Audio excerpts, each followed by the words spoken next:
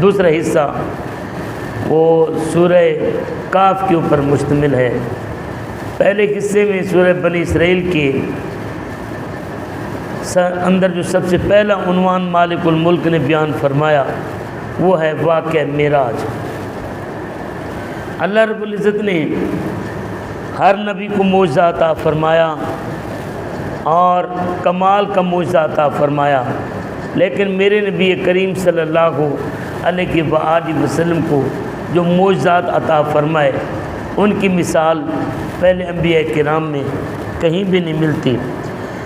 اب اللہ رب العزت نے اپنے محبوب پاک صلی اللہ علیہ وسلم کو جہاں باقی معجزات عطا فرمائے ان معجزات میں سے ایک معجزہ نبی کریم صلی اللہ علیہ وآلہ وسلم کا معراج کے اوپر جانا ہے۔ معراج نبی کریم صلی اللہ علیہ وسلم کا وہ معجزہ ہے کہ اللہ رب العزت نے اپنے محبوب پاک صلی اللہ علیہ وآلہ وسلم کو لامکانوں پر اپنی ملاقات کے لیے بلایا۔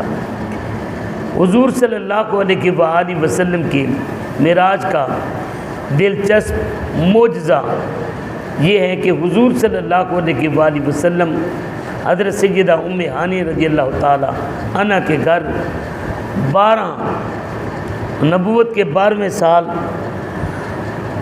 تشریف فرما تھے، اور غالب قول کے مطابق رجب کا مہینہ 27 تاریخ تھی۔ حضور صلی اللہ علیہ وآلہ وسلم کے پاس جبریل امین آئے اور آ کر عرض کی یا رسول اللہ رب العزت آپ کے دیدار کا مشتاق ہے۔ پھر حضور صلی اللہ علیہ وآلہ وسلم کو لے کر حرم شریف کے اندر آئے۔ حضور صلی اللہ علیہ وسلم کا سینہ مبارک کھولا۔ حضور صلی اللہ علیہ وسلم کے سینے مبارک کو کھولنے کے بعد آب زمزم سے دھویا، پھر اسے حکمت سے بھرا۔ اس کے بعد تاجدار رسالت صلی اللہ علیہ وسلم کو براق پیش کیا گیا۔ میرے نبی کریم صلی اللہ علیہ وآلہ وسلم حرم شریف سے چلے، راستے میں حضرت سیدنا موسیٰ علیہ السلام کی مرکز مبارک بھی دیکھی، حضرت عیسیٰ علیہ السلام کی جائے پیدائش بھی دیکھی، اور مسجد اقصیٰ میں آئے 1,24,000 انبیاء کی امامت فرمائی۔ پھر اس کے بعد آسمانوں کی طرف حضور صلی اللہ علیہ وسلم تشریف لے گئے۔ پہلے آسمان پر سیدنا آدم علیہ السلام سے ملاقات فرمائی، دوسرے آسمان پر سیدنا یحییٰ اور عیسیٰ علیہ السلام کے ساتھ ملاقات فرمائی، تیسرے آسمان پر سیدنا یوسف علیہ السلام، چوتھے آسمان پر حضرت سیدنا ادریس علی نبینا علیہ السلام، پانچویں آسمان پر سیدنا ہارون علیہ السلام، چھٹے آسمان پر سیدنا موسیٰ علی نبینا علیہ السلام، اور ساتویں آسمان پر حضرت سیدنا ابراہیم علی نبینا علیہ السلام کے ساتھ ملاقات کی۔ اور حضور صلی اللہ علیہ وسلم سدرۃ المنتہا تک جبریل کی معیت میں گئے۔ پھر جبریل نے ہاتھ کھڑے کر دیے، کہنے لگے کر یکسر منہ برتر پرم بسوز تجلا بسوزت پرم، اگر بال کے برابر بھی اوپر کو گیا تو میرے پر جل جائیں گے۔ میرے نبی کریم صلی اللہ علیہ وسلم فرماتے ہیں آگے میں اکیلا گیا، اللہ رب العزت کی طرف سے آواز آتی تھی ادن منی، محبوب میرے قریب آ جاؤ۔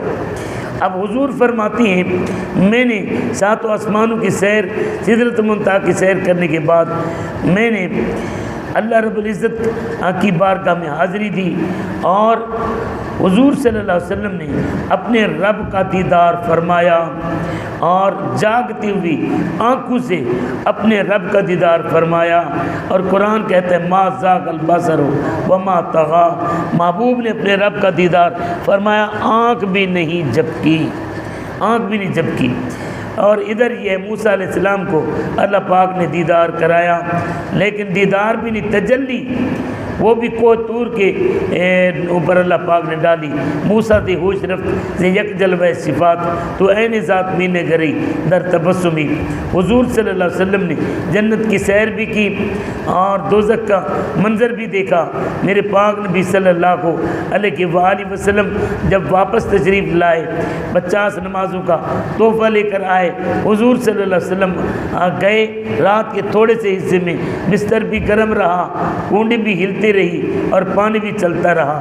جب حضور صلی اللہ علیہ وسلم واپس آئے، میرے نبی کریم صلی اللہ علیہ وسلم نے اس معراج کے واقعے کو بیان فرمایا تو کافروں نے اعتراض کیا، جی کیسے ہو سکتا ہے کہ رات کے تھوڑے سے حصے میں حضور صلی اللہ علیہ وسلم یہاں سے مسجد اقصیٰ جائیں؟ تو اللہ پاک نے پہلی آیت مقدسہ اتاری، سبحان الذی اسریٰ بعبدہ لیلا من المسجد الحرام الی المسجد الاقصیٰ، کہ پاک ہے وہ ذات جس نے اپنے عبد خاص کو سیر کرائی رات کے تھوڑے سے حصے میں مسجد حرام سے مسجد اقصیٰ تک۔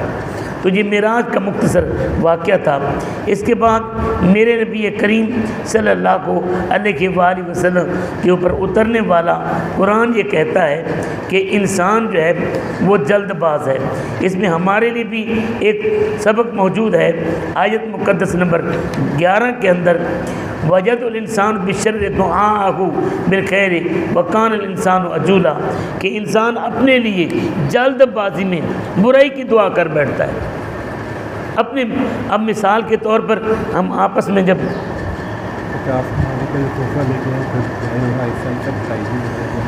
ہاں جی شاہ صاحب فرما رہے ہیں یہ 50 نمازوں کا تحفہ لے کر آئے، 50 نمازوں کا تحفہ تو لے کر آئے، لیکن موسیٰ علیہ السلام سے ملاقات ہوئی تو موسیٰ علیہ السلام کے کہنے پر حضور صلی اللہ علیہ وسلم واپس اللہ کے دربار میں گئے اور 50 سے 5 کرا کے آئے۔ لیکن میرے نبی کریم صلی اللہ علیہ وسلم کی محبت کا اور عظمت کا یہ مقام ہے، حضور کی امت 5 نمازیں پڑھے گی تو 50 کا ثواب ملے گا، ثواب 50 کا ہے۔ اب یہ حضور صلی اللہ علیہ وسلم کی عظمت ہے۔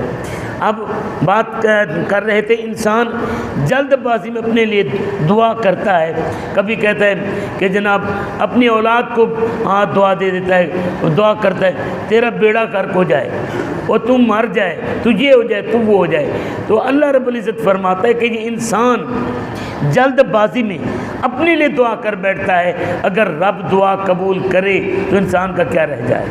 تو یہاں حکم یہ ہے کہ اپنے لیے منہ سے بولتے ہوئے لفظ بھی سوچ کر بولا کرو کہ اگر رب نے قبول کر لیے تو پھر تمہارا کیا بنے گا۔ کبھی کبھی انسان یہ ہوتا ہے اگر میں نے یہ کیا ہو تو میرا یوں ہو جائے، میرا یوں ہو جائے، تو قرآن یہ کہتا ہے کہ نہ اپنے لیے یہ نہ کیا کر، کہ رب العزت کی ذات سنتی ہے، جانتی ہے۔ اگر مالک نے تمہاری یہ دعا قبول کر لی تمہارے اولاد کے بارے میں، تمہارے گھر کے بارے میں، تمہارے خاندان کے بارے میں، تو پھر تمہارا کیا بنے گا۔ مالک الملک ارشاد فرماتا ہے کہ وکان الانسان عجولا، انسان جلد باز ہے۔ اب اس جلد بازی کے بارے میں نبی کریم صلی اللہ علیہ وسلم نے ارشاد فرمایا کہ یہ جلد بازی کرنا یہ شیطان کا کام ہے۔ اس کے بعد اللہ رب العزت نے کلام مجید برہان رشید کی آیت مقدسہ نمبر 15 کے اندر ارشاد فرمایا کہ من اہتدی فانما یہتدی لنفسہ، اگر کوئی بندہ سیدھے راستے پر چلتا ہے نا اس کا فائدہ اسی کو ہوتا ہے، ومن ضل فانما یضل علیہا، اگر کوئی بھٹک جاتا ہے سیدھے راستے کو چھوڑ جاتا ہے اس کا نقصان اسے خود کو ہی ہے، ولا تزر وازرۃ وزر اخری، کوئی کسی کا بوجھ نہیں اٹھائے گا، کوئی کسی کا بوجھ نہیں اٹھائے گا۔ یہاں پر قیامت والے دن بیٹا باپ کی وجہ سے، باپ بیٹے کی وجہ سے، یا دوست کی وجہ سے نہیں پکڑا جائے گا۔ ہر ایک کو اپنے گناہوں کا بوجھ اٹھانا ہوگا، اپنے بوجھ کا۔ لیکن دنیا کے اندر عجیب سی روٹین ہے، خاص طور پر ہمارے پاکستان اور پنجاب کی پولیس کا یہ عجیب سا ماحول ہے کہ بیٹے نے چوری کی تو لتر باپ کو پڑتے ہیں، باپ نے چوری کی تو پکڑی اولاد جاتی ہے، اور مرد نے گناہ کیا تو گھر کی عورتوں تک اٹھا کر لے جاتی ہیں۔ تو اللہ رب العزت نے ہماری شریعت نے جو حکم دیا ہے ولا تزر وازرۃ وزر اخری، دوسرا یہاں پر یہ بھی ہمارے ہاں بہت بڑا ظلم ہوتا ہے کہ ڈنڈے مار مار کر، لتر مار مار کر جرم منایا جاتا ہے۔ شریعت نے یہ ڈانگے مار کر جرم منانے کا کہیں تصور نہیں دیا، کہیں تصور نہیں ہے، بلکہ یہاں پر سزا دینے کے لیے چند چیزیں ہیں۔ البینۃ علی المدعی، اگر کوئی کہتا ہے کہ اس نے چوری کی، اگر کوئی کہتا ہے اس نے قتل کیا ہے تو وہ گواہ لے کر آئے، اگر گواہ نہیں لے کر آتا دعویٰ کرتا ہے پھر مدعا علیہ سے قسم لی جائے گی، اگر اس کے پاس گواہ نہیں ہے یہ قسم دے دیتا ہے تو پھر اسے چھوڑ دیا جائے گا، کہتا ہے میں نے چوری نہیں کی، میں نے قتل نہیں کیا، میں نے جرم نہیں کیا، تو اسے الٹا لٹکا کر اسے منجی لگا کر اسے یہ جرم نہیں منوایا جائے گا۔ یہ کوئی اسلامی قانون نہیں ہے، یہ ظالمانہ، یہ مغرب کا انگریز کا قانون تو ہو سکتا ہے، اسلام کا قانون نہیں ہے۔ ہمارے لیے اس میں سبق ہے، لیکن ایک بات یہاں پر یہ تو ہو گئی کہ اللہ رب العزت نے یہ فرمایا وَلَا تَزِرُ وَازِرَةٌ وِزْرَ أُخْرَىٰ، کوئی کسی کے گناہ کا بوجھ نہیں اٹھائے گا۔ لیکن ایک بات ذہن میں رکھیں، اگر کوئی کسی کو غلط رستے پر لگاتا ہے، گناہ کے رستے پر لگاتا ہے، تو گناہ کرنے والے کو بھی ثواب ملے گا، وہ گناہ اس کا گناہ ملے گا، اور گناہ کے رستے پر لگانے والے کو بھی اس کا گناہ ملے گا، ان کے گناہ کے اندر بھی کوئی کمی نہیں کی جائے گی۔ اور اسی طریقے سے اگر کوئی نیکی کے رستے پر لگاتا ہے تو جتنا نیکی کرنے والے کو ثواب ملے گا اتنا نیکی کے رستے پر لگانے والے کو بھی ثواب ملے گا۔ ہمیں اس لیے کوشش کرنی چاہیے کہ ہم کسی کو ہو سکے تو نیکی کے رستے پر لگائیں، ہم گناہ کے رستے کی طرف لے کر کسی کو نہ جائیں۔ آیت نمبر 26 کے اندر اللہ پاک نے رشتہ داروں کے ساتھ حسن سلوک کا حکم دیا، اولاد کو قتل کرنے سے منع فرمایا، اور فرمایا کہ رزق میرے ہاتھ میں ہے، تم بیٹوں کو اولاد کو قتل نہ کرو، جو بھی پیدا ہوتا ہے اپنا رزق لے کر آتا ہے۔ یتیموں کے ساتھ حسن سلوک کا حکم دیا، اور پھر پورا تولنے کا حکم دیا۔ مالک الملک نے زنا سے بچنے کا حکم دیا، اور حضور صلی اللہ علیہ وآلہ وسلم ارشاد فرماتے ہیں کہ اگر کوئی بندہ بدکاری زنا کرتا ہے اس وقت تک مرے گا نہیں جب تک اپنے خاندان میں وہ گناہ ہوتا نہیں دیکھے گا۔ پھر اس کے بعد اللہ پاک نے فرمایا لا تمشی فی الارض مرحا، کہ زمین کے اندر اکڑ کر نہ چلو، زمین کے اندر اکڑ کر نہ چلو، بلکہ عاجزی کے ساتھ چلنے کا اللہ پاک نے حکم فرمایا۔ اس کے بعد اللہ رب العزت نے آیت نمبر 72 کے اندر ارشاد فرمایا یوم ندعو کل اناس بامامہم، ہم ہر ایک کو اس کے امام کے ساتھ بلائیں گے، اس کے پیشوا کے ساتھ بلائیں گے۔ اس کے تحت مفسرین کرام نے یہ فرمایا ہے کہ جو بندہ جس کا پیروکار ہوگا، جس کے پیچھے چلتا ہوگا، اسی کے ساتھ اسے بلایا جائے گا۔ اب مالک الملک نے یہاں پر یہ فرمایا کہ یوم ندعو کل اناس بامامہم، ہر ایک کو ہم اس کے پیشوا کے ساتھ بلائیں گے۔ اب مثال کے طور پر میں مثال بغیر کسی تمثیل کے دیتا ہوں، اگر ہم رسول اللہ صلی اللہ علیہ وسلم کی دین کے اوپر عمل کرتے ہوئے کسی اللہ والے کے پیچھے چلتے ہوں گے، اللہ والے کے پیچھے چلتے ہوں گے، تو اللہ پاک اس بندے کا نام لے کر بلائے گا، وہ فلاں کے ماننے والوں آ جاؤ، داتا کے ماننے والے آ جاؤ، بابا فرید کے ماننے والوں آ جاؤ، غوث اعظم کے پیروکاروں آ جاؤ، پیر پیشوا کا نام لے کر مانا جائے گا۔ اگر ہم نے کلمہ کسی سیاستدان کا پڑھا ہوگا، کسی شرابی زانی اور ڈاکو کا پڑھا ہوگا، تو پھر ہمیں انہی کے ساتھ پکارا جائے گا۔ اس لیے ہمیں یہ سوچ کر چلنا چاہیے کہ ہمیں قیامت والے دن کس کے زمرے میں کھڑے ہونا ہے۔ یہ ہمارے لیے لمحہ فکریہ اور سوچ کا مقام ہے۔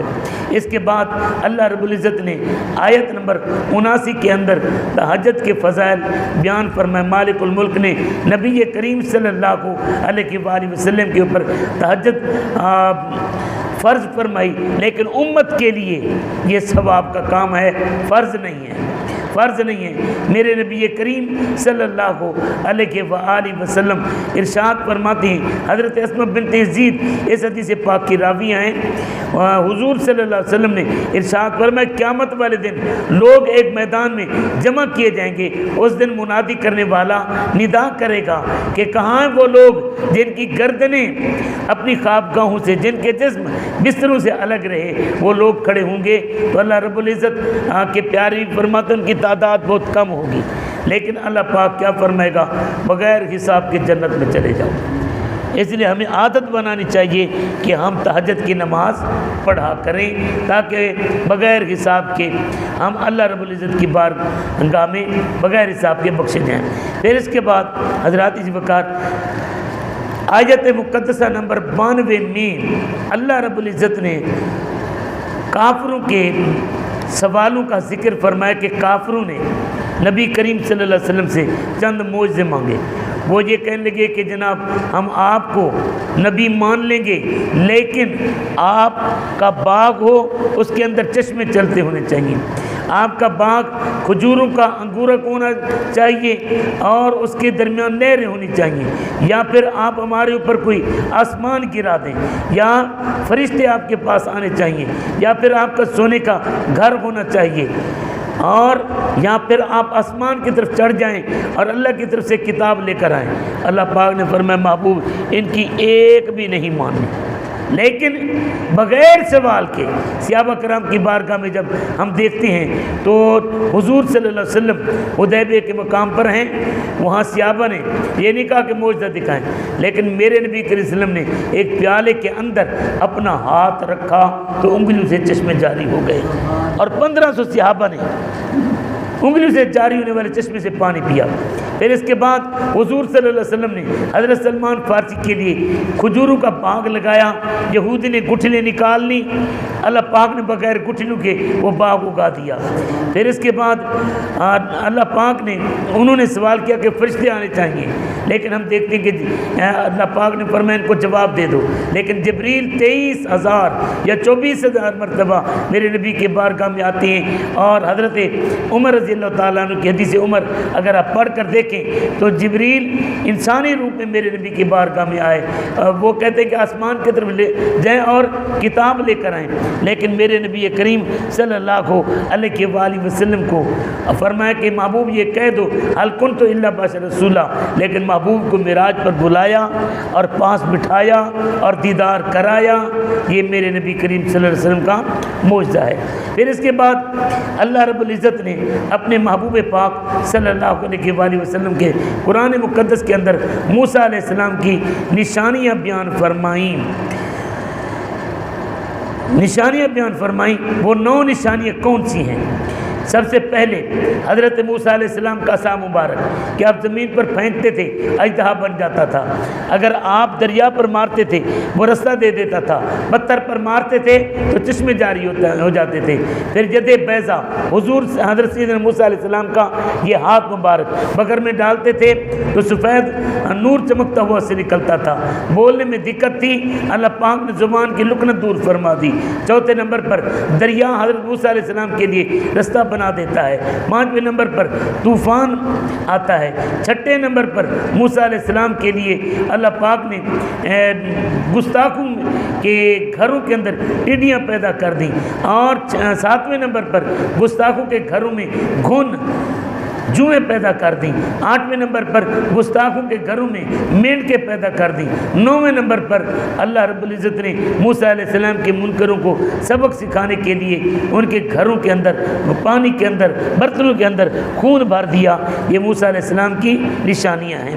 پھر اس کے بعد مالک الملک نے اپنے کلام مجید برہان رشید کے اندر ایک دم بیان فرمایا ہے، وہ میں دم آپ کے سامنے رکھنا چاہتا ہوں، اور بزرگوں نے مجھے اس کی اجازت دی تھی، میں آپ کو اس کی اجازت دیتا ہوں۔ قرآن پاک کے اندر آتا ہے وَبِالْحَقِّ أَنزَلْنَاهُ وَبِالْحَقِّ نَزَلَ، آیت مقدسہ نمبر 106۔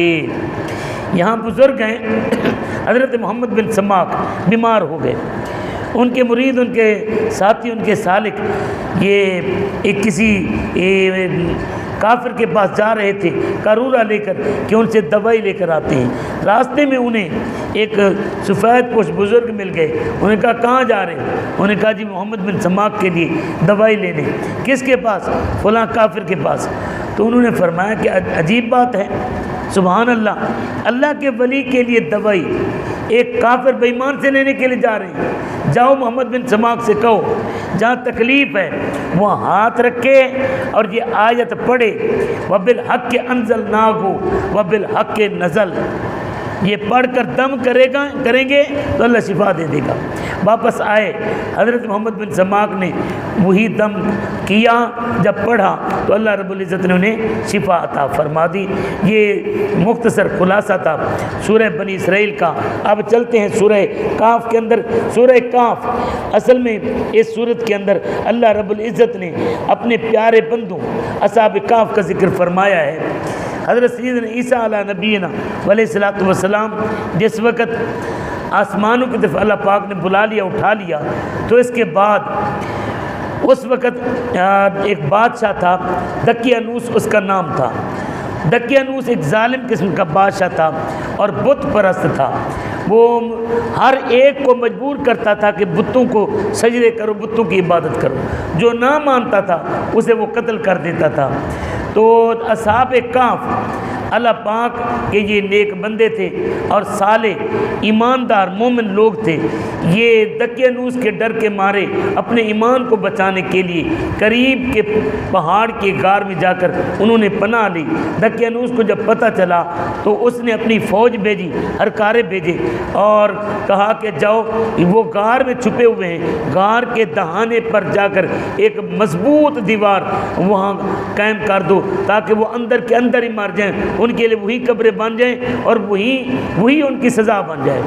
اب بادشاہ کے حکم پر جب وہ لوگ آئے تو ان کے اندر جو ان کا سپاہیوں کا سپہ سالار بن کر آیا وہ ایک ایماندار نیک آدمی تھا۔ اس نے تانبے کی صندوق کے اندر ایک تختی لکھی، تختی کے اندر ان اصحاب کہف کے نام لکھے۔ اصحاب کہف کے نام لکھ کر وہ جو دیوار بنائی، اس دیوار کے اندر اس نے وہ صندوق دبا دی۔ اب اصحاب کہف غار کے اندر تھے، وہ سوئے، ان کے ساتھ ایک کتا بھی تھا۔ اصحاب کہف کے ساتھ ایک کتا بھی تھا۔ اب جب سوئے نا تو سوئے رہے، دیوار بنا کر وہ چلے گئے۔ اب جب وہ اصحاب کہف جاگے، اس وقت بیدروس نام کا ایک بادشاہ آیا، وہ مومن مسلمان بادشاہ تھا۔ اس مسلمان بادشاہ نے کیا کیا، وہ اسلامی نظام قائم کیا، لیکن اس وقت اختلاف ہو گیا عقیدے کے اندر۔ کچھ لوگ ایسے پیدا ہو گئے جو کہنے لگے لو جی مرنے کے بعد انسان کیسے جیے گا یا قبر کے اندر کیسے زندہ رہ سکتا ہے۔ آج کل بھی ایسے لوگ ہیں جنہیں مماتی کہا جاتا ہے، معاذ اللہ معاذ اللہ۔ وہ حضور صلی اللہ علیہ وسلم کے بارے میں بھی یہ کہتے ہیں کہ معاذ اللہ حضور مر گئے، مٹی ہو گئے، ختم ہو گئے۔ یہ اسلام کا عقیدہ نہیں ہے، اسلام کا عقیدہ نہیں ہے۔ اللہ پاک نے اگر اصحاب کہف کو یہ زندگی عطا فرمائیے تو بتاؤ اصحاب کہف نے جس نبی کا کلمہ پڑھا اس نبی کا کتنا مقام ہوگا۔ پھر اس نبی، وہ نبی تو میرے نبی کے مقتدی ہیں اور میرے نبی کے امتی ہونے کی خواہش کرتے ہیں، میرے نبی کی زندگی کا عالم کیا ہوگا۔ بہرحال بیدروس کے دور میں جب یہ اختلاف ہوا نا تو بیدروس نیک بادشاہ تھا، وہ الگ تنہائی میں گیا، اللہ تعالیٰ سے دعا مانگی، مولا اس مسئلے کا حل بتا۔ ادھر جب اس نے دعا مانگی تو مالک الملک کی طرف سے اصحاب کہف جاگے، اصحاب کہف جاگے، وہ دیوار گر گئی تھی۔ اب جب دیوار گر گئی تھی تو اصحاب کہف آپس میں باتیں کرنے لگے کہ یار کتنی دیر سوئے۔ اب وہ آپس میں باتیں کرتے ہوئے کہتے ہیں کہ جناب ایک دن یا اس کا کچھ حصہ، دن یا کچھ اس کا کچھ حصہ۔ پھر انہوں نے جملیکا نام کے اپنے ایک ساتھی کو پیسے دیے اور کہا کہ یار چھپ چھپ کر جانا اور بازار سے کھانے کے لیے کچھ چیز لے کر آ۔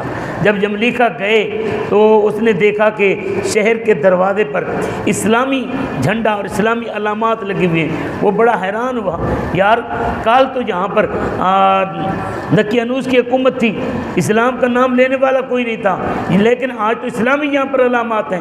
لیکن وہ حقیقت کو سمجھ نہ سکا، آگے گیا دکان پر، اس نے جا کر وہ سکہ دیا دقیانوسی دور کا۔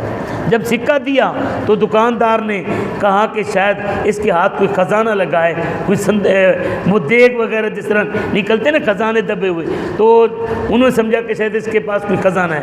انہوں نے اسے پکڑا اور بادشاہ کے پاس لے کر گئے۔ بادشاہ نے کہا تیرے پاس یہ خزانہ کہاں ہے؟ اس نے کہا جی میرے پاس کوئی خزانہ وزانہ نہیں ہے، یہ تو میرے اپنے پیسے ہیں، ہم چھپے ہوئے تھے، میں روٹی لینے کے لیے ہوں۔ انہوں نے کہا نہیں اصل بات بتاؤ۔ اس نے کہا اچھا جی یہ بتاؤ اگر یہ سکہ آج نہیں چلتا کون سا سکہ چلتا ہے؟ تو انہوں نے سکہ دکھایا۔ اب اس سکے کے اوپر جو مہر لگی ہوئی تھی وہ 300 سال پرانی مہر تھی، 300 سال پرانی مہر تھی۔ اب بیدروس نے کہا کہ اصل حقیقت بتاؤ کیا بات ہے؟ تو وہ یملیکا نے بتایا کہ اصل حقیقت یہ ہے کہ اگر یہ تم مجھے بتاؤ کہ تو میں تمہیں صحیح بتا سکوں گا، بتاؤ کہ دقیانوس کا اور اس کے پیروکاروں کو کیا بنا؟ انہوں نے کہا دقیانوس تو ہمارے دور میں ہے ہی نہیں، ہم سنتے ہیں کہ صدیوں پہلے ایک دقیانوس قسم کا کافر بادشاہ تھا، بڑا ظالم تھا۔ تو اس نے کہا اچھا وہ صدیوں پہلے تھا، کتنا عرصہ گزرا؟ انہوں نے کہا جی وہ تو تقریباً 300 سال ہو گئے، 300 سال۔ پھر اس نے کیا کیا؟ اپنی ساری کہانی بتائی، انہیں بتایا کہ جناب اس طرح دقیانوس کے ڈر کے مارے ہم نے غار میں پناہ لی، ہم سوئے، ابھی ہم جاگے ہیں، ہمارے ساتھ تو ہمارا کتا بھی موجود ہے، کتا بھی موجود ہے۔ تو وہ بادشاہ کہنے لگا کہ اگر تو سچا ہے تو ہمیں دکھاؤ۔ پھر وہ آئے، اصحاب کہف باہر نکلے، بیدروس کو وہ گلے ملے، پھر بیدروس کو ساری کہانی سنانے کے بعد وہ واپس جب گئے اندر تو وہیں پر سو گئے۔ اللہ پاک نے پھر ان کے اوپر جو موت کا وہ پیالہ انہیں پلایا۔ پھر بیدروس نے صندوق بنوا کر ان کو وہیں پر مدفون کیا۔ تو اللہ رب العزت نے اصحاب کہف کے بارے میں پوری کہانی بیان فرمائی۔ اصحاب کہف کے ساتھ ایک کتا بھی تھا۔ قرآن مقدس یہ کہتا ہے، قرآن مقدس یہ کہتا ہے کہ وَقَلْبُهُمْ بَاسِطٌ ذِرَاعَيْهِ بِالْوَسِيدِ، جب وہ اصحاب کہف سوئے تو کتا اپنے پنجے بٹھا کر بیٹھ گیا۔ اب وہ صحابہ سوئے رہے، اللہ پاک نے سورج کو حکم فرمایا کہ تیری سردی گرمی سے، تیری شعوں سے موسم بدلتا ہے، جب تو ان کی غار کے پاس سے گزرے تو دائیں بائیں سے ہو کر گزرنا، تاکہ ان کے اندر کا موسم وہی رہے جو رہا۔ اب جب صحابہ اصحاب کہف پاسا بدلتے تھے تو کتا پاسا بدلتا تھا، جب تک اصحاب سوئے رہے تو کتا بھی سویا رہا۔ اب یہاں پر بزرگ اکابر فرماتے ہیں اللہ والو، اے مسلمانوں عقل سے کام لو، اگر کتا ہو کر اصحاب کہف کی صحبت میں بیٹھے اللہ انہیں بھی زندگی دیتا ہے، ان کے صدقے کتے کو بھی زندگی دیتا ہے، تو پھر یہ بتاؤ کہ انسان ہو کر اگر اللہ والوں کی صحبت میں، داتا گنج بخش کی صحبت میں، غوث اعظم کی صحبت میں بیٹھے تو اللہ انہیں کتنا مقام عطا فرمائے گا۔ پھر اس کے بعد حضرات جی وقار یہ مختصر واقعہ میں نے عرض کر دیا۔ آخر میں اللہ رب العزت نے اپنے کلام مجید برہان رشید کے اندر ایک حکم نازل فرمایا ہے، اور ایک واقعہ بھی یہاں پر میں نے آپ کے سامنے عرض کرنا ہے۔ آیت نمبر 24 کے اندر اللہ رب العزت نے اپنے کلام مجید برہان رشید کی درود پاک پڑھیے گا ذرا۔ الصلاۃ والسلام علیکہ یا سیدی یا رسول اللہ، الصلاۃ والسلام علیکہ یا سیدی یا حبیب اللہ، الصلاۃ والسلام علیکہ یا سیدی یا رحمۃ للعالمین وعلی آلک واصحابک یا سیدی یا شفیع المذنبین۔ وہ یہ ہے کہ اگر بندہ کوئی کام کرتے ہوئے یہ دعا پڑھ لے، ماشاء اللہ لا حول ولا قوت الا باللہ، تو اللہ رب العزت اس انسان کو ہر نقصان سے محفوظ رکھ لیتا ہے، اس انسان کو ہر نقصان سے محفوظ رکھ لیتا ہے۔ اللہ رب العزت سے دعا ہے اللہ رب العزت ہمیں حق سچ کا ساتھ نصیب فرمائے۔